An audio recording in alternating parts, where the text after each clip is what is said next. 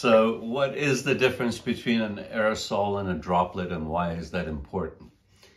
Well, why it's important is that even though we can potentially reduce the transmission of viral infections by using masks, we're never going to be able to resolve the problem using them. So masks are to some extent helpful, but they're definitely not the solution. And the reason for that is that a droplet and an aerosol are two terms that refer in part to the size of the particles we're talking about, but much more than that, they are talking about the particle's response to gravity.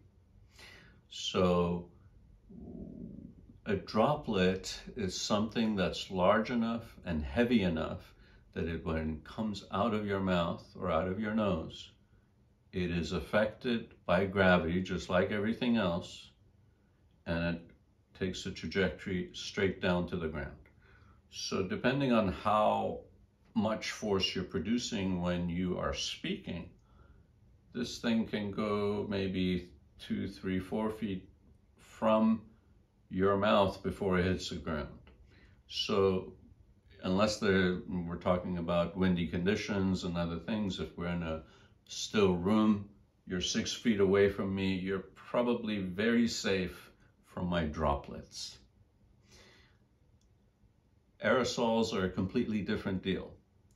Aerosols are particles that are so small and so light and that they are not affected by gravity the same way that normal objects are. They tend to float in the air and stay suspended for up to 40 hours if there's no circulation in the room.